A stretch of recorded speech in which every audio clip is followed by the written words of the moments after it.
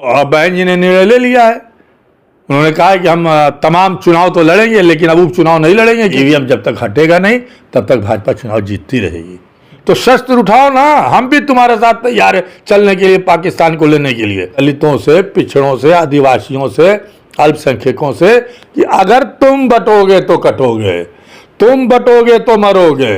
तुम बटे हो ना अभी इलेक्शन में, कभी भी रोजी रोटी की बात नहीं होगी। चुनाव जो बीता है लोकसभा का, उसमें ये जो प्रधानमंत्री नरेंद्र मोदी जी हैं उन्हीं के खिलाफ ये लड़े थे चुनाव, हालांकि हार गए।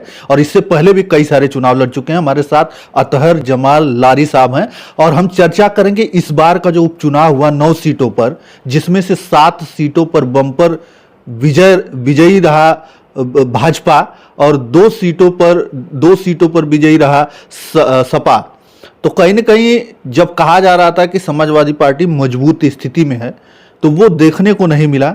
हम इनसे बातें करेंगे कि आखिरकार ऐसा क्यों हुआ। एक सीट कुंदरकी, जहां पर 60% मुस्लिम आबादी है और ये कहा जा रहा था कि वहां से तो कभी भी जो है भाजपा जीती नहीं है, लेकिन इस उपचुनाव में वहां पर बम्पर वोटों से वो विजय हासिल की भाजपा। और सपा के जो प्रत्याशी थे वो उनकी जमानत तक जब्त हो गई। लगभग 1-1.5 लाख से भी ज्यादा वोटों से वहां पर भाजपा जो है जीत हासिल की है। आइए हम बात करते हैं कि आखिरकार ये चुनाव को किस प्रकार से देख रहे हैं, इस उपचुनाव को। बहुत बहुत स्वागत है लारी साहब। आपका भी स्वागत है, आपके दर्शकों का भी स्वागत है। ये जो चुनाव बीता है, उपचुनाव, इसको किस नजरिए से आप देखते हैं? देखिए, चुनाव नहीं था, इलेक्शन नहीं था, ये एक तरीके से सिलेक्शन था। अच्छा। देखिए, जिस तरीके से मतदाताओं को, जो वोटर भाजपा को वोट देने वाले नहीं थे, जो अपोजिशन के वोटर थे, और ख़ास तौर से उसमें मुस्लिम और यादव और दलित, और जिस बिरादरी का जो अपोजिशन का उम्मीदवार था, उनके मतदाताओं को वोट डालने से रोका गया। मुसलमानों को तो वोट डालने से हर जगह रोका गया। और आपने तमाम वीडियो देखा होगा, आपने देखा होगा औरतें के ऊपर पिस्तौल ताने हुए दरोगा को, आपने देखा होगा बैरिकेटिंग लगा दिए गए होंगे। कानपुर में सुबह जो है मुस्लिम इलाकों में फ्लैग मार्च हो रहा था, पुलिस पूरी इलाकों में भरी हुई थी कि कोई घरों से निकले ना, और ऐसे ही हर जगह हुआ। और हमने बहुत पहले कह दिया था, हमने फेसबुक पे लिख भी दिया था कि जो है जिस तरीके से रामपुर का चुनाव हुआ, ठीक उसी तरीके से ये भी चुनाव होगा और मुस्लिम मतदाताओं को, कमजोर मतदाताओं को वोट डालने नहीं दिया जाएगा। और जो कुछ बचा खुचा बचेगा वो प्रशासन है, वो मिली भगत है, चुनाव आयोग मिला हुआ है, और उसके बाद तो ईवीएम है ही है। तो खेला होगा। मैं लाख चिल्लाता हूं, मैं छोटा कार्यकर्ता हूं, मेरी कोई बात सुनने वाला नहीं है। ईवीएम के खिलाफ कोई लड़ेगा नहीं। अरे ईवीएम ही उसकी जड़ है। हुकूमत ने तो पूरी ताकत लगा दी। उनको ये मालूम था कि मुस्लिम वोट हमको नहीं पड़ेगा। जो मुरादाबाद में कर रहे हैं, झूठ बोल रहे हैं, वोट डालने नहीं दिया गया और वहां फर्जी वोट डाले गए। जो वोट नहीं भी दिया, बूथ कैप्चरिंग भी हुई। पहले बैलेट पेपर होती थी, अब ईवीएम में घुस के लोग जो है बूथों में, भाजपा के कार्यकर्ता जो है वोट डाल रहे थे और अंदर थे और उनको निकाला नहीं जा रहा था। भाई, तो हुकूमत जिसकी थी, जिसका शासन जिसका है और उन्हीं के अधिकारी थे, और सब मनमानी हुआ। नहीं तो कुंदरकी की जो बात आप कर रहे हैं, वहाँ कभी बसपा जीती है, कभी कांग्रेस जीती है, कभी सपा जीती है। एक बार जो है 30-33 वर्ष पहले जो है भाजपा वहाँ से जीती है। वो भी जो है फेयर इलेक्शन नहीं था, बहरहाल वो जीती थी, उसको मानते हैं। लेकिन ये इलेक्शन जो था, और हम तो कहेंगे कि माननीय अखिलेश यादव जी भी से भी कहेंगे कि ये लोग भी ओवर कॉन्फिडेंस में थे, बराबर करते कि 9 सीट जीत रहे हैं, और हम लोग कह रहे थे कि नहीं, हार रहे हैं आप लोग। हम तो बराबर लिख रहे थे कि हार रहे हैं। क्यों? कि साम दाम दंड भेद, पैसा रुपया हर चीज चलेगा, वोटरों को रोका जाएगा, और वोटरों को रोका गया। अब देखिए, मुस्लिम इलाकों में जो आप मत प्रतिशत निकाल के देख लीजिए, जहाँ पे 60 से 70%, 75% वोट पड़ता था, इस चुनाव में देख लीजिए 20-25% से ऊपर वोट नहीं पड़ा है। अगर ये वोट पड़ जाता तो भाजपा जीत पाती, या और कमजोरों का वोट पड़ जाता तो भाजपा जीत पाती? नहीं जीत पाती। अच्छा, एक बसपा ने अहम फैसला लिया था, बहन कुमारी मायावती जी इस बार उपचुनाव में अपने प्रत्याशियों को उतारा था, लेकिन चुनाव हुआ, इसके बाद जो है एकदम से बसपा का जो जमानत जब्त हो गई, 7 सीटों पर जमानत जब्त हुई। उसके बाद तुरंत जो है उनका, बहन कुमारी मायावती जी का बयान आता है कि अब जो है कभी उपचुनाव वो लड़ेंगी नहीं।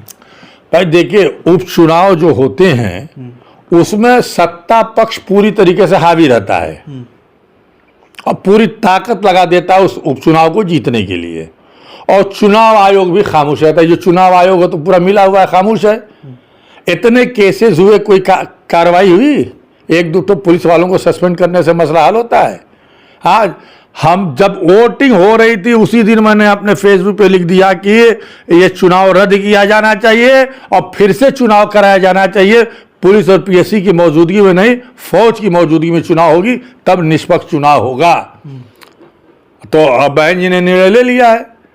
उन्होंने कहा है कि हम तमाम चुनाव तो लड़ेंगे, लेकिन अब उपचुनाव नहीं लड़ेंगे, क्योंकि उपचुनाव में जिस तरीके से धांधली होती है, जिस तरीके से प्रशासन मिल के काम करते हैं लोग और अपने कैंडिडेट को जिताने के लिए हर बार इस्तेमाल करते हैं, पूरी ताकत लगा देते हैं, इसलिए उन्होंने ऐलान कर दिया कि हाँ अब ये चुनाव नहीं लड़ेंगे। और आपने देखा भी, अब समाजवादी पार्टी के लोग, हम तो यही कहना चाहेंगे कि समाजवादी पार्टी के लोग कह रहे थे कि हम सब 9 सीट जीत रहे हैं, लेकिन आप अपने मतदाताओं का वोट नहीं डलवा पाए। आपको निकलना चाहिए था ना, सड़क पे आकर के घरों से जा के वोट निकलवा करके जो है ले जाना चाहिए था ना पोलिंग बूथ तक। आप कहाँ सोए हुए थे? आप थे कि हम सब जीत रहे हैं। हम लोग बार बार चेता रहे थे कि आप हार रहे हो सब लोग। उसके बावजूद भी नारा तो खूब देंगे लोग, लेकिन अपना वोट नहीं डलवा पाए। जब अपना वोट नहीं डलवा पाएंगे तो चुनाव के खाक जीतेंगे? और चुनाव के खाक लड़ रहे आप? सारी माहौल बनने के बावजूद भी आप हार जा रहे हैं, 2 सीट जीत रहे हैं बहुत कम वोटों से। अब लालजी वर्मा की सीट हार जाना, कुंदरकी की सीट जिनके इनके कब्जे में थी, ये लोग हार जा रहे हैं। तो अफसोस होता है कि भाई इस तरह से प्रशासन भी लगा हुआ है और निष्पक्ष चुनाव नहीं हुआ। निष्पक्ष चुनाव होता तो यकीनन भाजपा हारती। लोग भाजपा से त्रस्त हैं। लोकसभा में क्या निष्पक्ष चुनाव हुआ था? लोकसभा में भी निष्पक्ष नहीं हुआ था, ईवीएम ने खेल किया था। तो फिर 37 सीटें अखिलेश यादव जी कैसे जीते? अरे भाई, तो कुछ तो जीतेंगे, कुछ तो जीतना पड़ेगा। जहां सैकड़ों 500 सीट है उसमें तो कुछ सीट छोड़ना ही पड़ेगा ना, देना पड़ेगा ना। पूरा जीत जाएंगे तो ये होगा ना कि एकदम खुलेआम हो जाएगा कि जो है घपला हो रहा है, हैं? और लोकसभा में हर जगह नहीं घपला कर पाए, कुछ जगहों पे हुआ तो वहां पे जो है ये जो है जीत गए। तो देखिए, पहला काम करना होगा अपोजिशन के लोगों को, ये ईवीएम हटाएं। ईवीएम से चुनाव होगा तो जहां जहां भी भाजपा की सरकार है वहां पे भाजपा की सरकार को हटा नहीं पाएंगे, और जहां जहां भाजपा की सरकार होगी ये चुनाव जीतेंगे। झारखंड में जीत गए अब इंडिया गठबंधन, तो वहां पे चूंकि भाजपा की सरकार नहीं थी इसलिए इंडिया गठबंधन जीत गई, नहीं तो वहां भी ये हार जाते। और देखिए महाराष्ट्र में किस तरह से पैसे का खेल चला, कैसे पैसे बांटे गए, क्या क्या नहीं हुआ वहां पे जो है। और भाजपा के लोग नहीं सोच सकते थे कि हम इतना सीट महाराष्ट्र में लेंगे। हमारी बात कुछ लोगों से होती तो कहते थे कि 90-80 सीट तक हम लोग जीत जाएंगे, लेकिन कितने आगे बढ़ के बता रहे थे, तो भी जो है इतना बता रहे थे, उसके बावजूद इतनी सीट जीत गए। उनको खुद भरोसा नहीं था। लेकिन जो पैसे का खेल चला है, साम दाम दंड भेड़, तो इनको ईवीएम के खिलाफ तहरीक चलानी पड़ेगी, सड़क पे आना पड़ेगा, महात्मा गांधी के बताए हुए रास्ते पे चलना पड़ेगा, अहिंसक आंदोलन करना पड़ेगा। और नहीं तो फिर हम वोट दे के ही क्या करेंगे कि जब ये अपने वोट की हिफाजत नहीं कर पाएंगे, जब ये वोट डलवा ही नहीं पाएंगे, तो जनता भी मायूस हो जाएगी, घर बैठ जाएगी, वोट देने नहीं जाएगी। एक वक्त ऐसा आ जाएगा, कहेगी कि हम वोट देते हैं, जीतता कोई दूसरा है तो हम वोट देने क्यों जाए। तो इस पे सबको सोचना होगा और ये फांसीवादी ताकतों को हटाने के लिए एकजुट होना होगा। एकजुट होकर के मुकाबला नहीं करेंगे तो जो भाजपा कहती है ना कि 47 तक हम सत्ता में रहेंगे, इसी के दम पे जो है भाजपा कहती है, ईवीएम के दम पे, पैसे के दम पे, कि हम 47 तक सत्ता में रहेंगे। इस पे कोई विचार नहीं करता कि आखिर भाजपा बोलती क्यों ऐसा।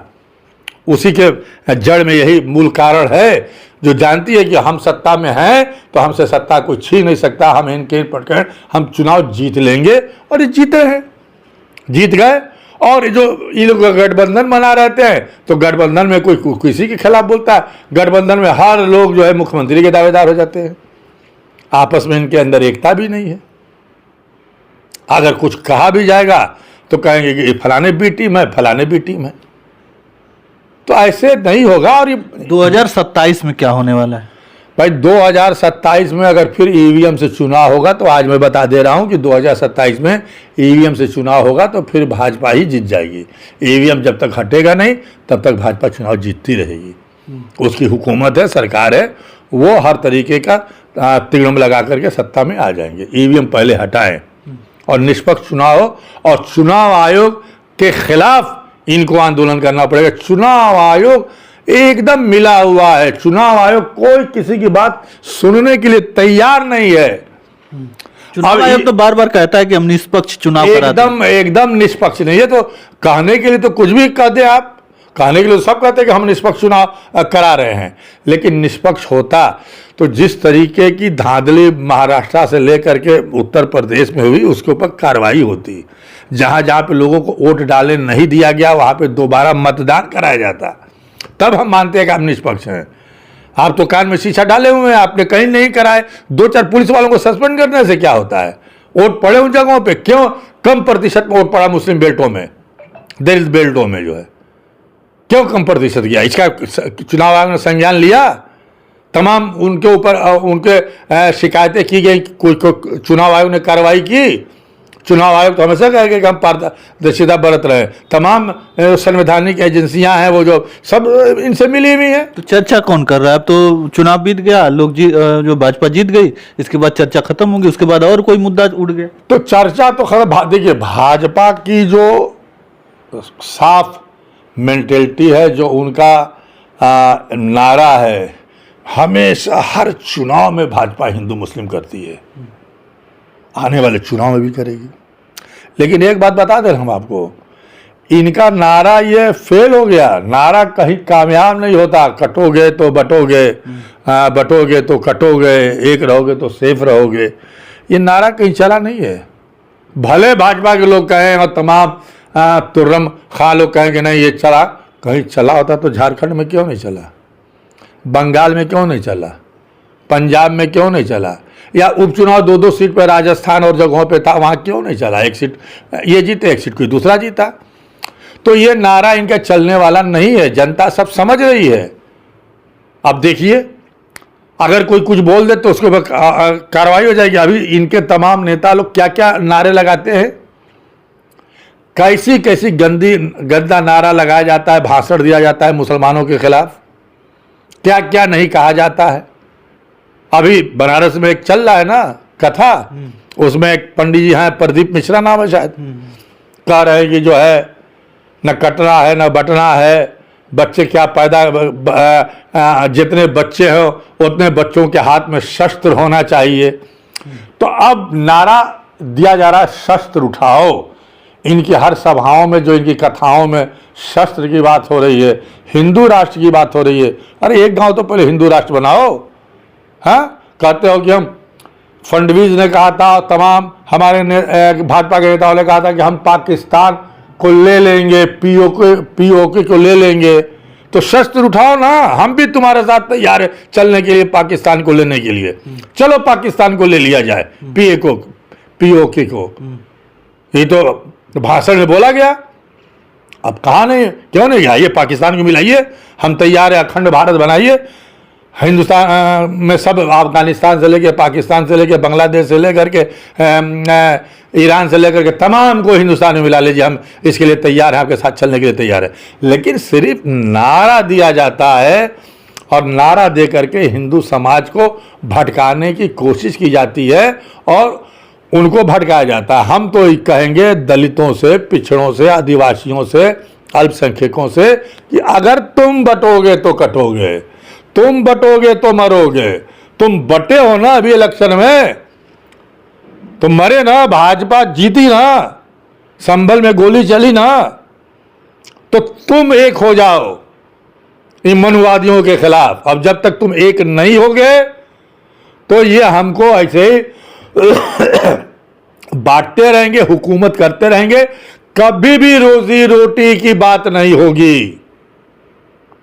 सिर्फ धर्म की अफीम खिलाई जाएगी, गोली खिलाई जाएगी और धर्म के नाम पे वोट लिया जाएगा। इसको अगर जनता नहीं समझेगी तो आने वाले दिनों में, भक्त इनके कहते हैं ना, अंधभक्त, कि 1000 रुपया लीटर जो डीजल भी लेंगे, पेट्रोल भी लेंगे और 500 रुपये किलो आटा लेंगे, तो लो ना, लो। अब कहाँ चिल्लाते हो? अंदर में तो बड़ी महंगाई हो गई है, बड़ी महंगाई हो गई है, ये नहीं हो रहा, वो नहीं रहा, तो अब उसी से खुराक मिलेगी ना तुम्हें, धर्म के नाम पे जो है पेट भरेगा।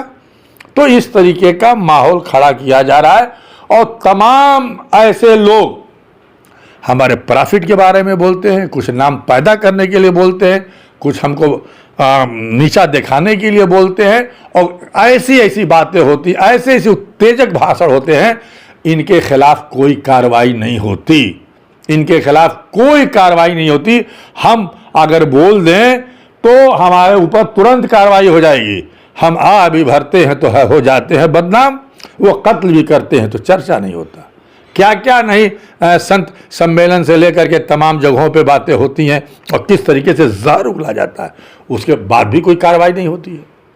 तो हम तो मानते हैं कि सरकार प्रोत्साहित कर रही है बांटने के लिए, और जब समाज आपस में बढ़ जाएगा, हिंदू मुसलमान बटेगा तो देश के लिए खतरा है।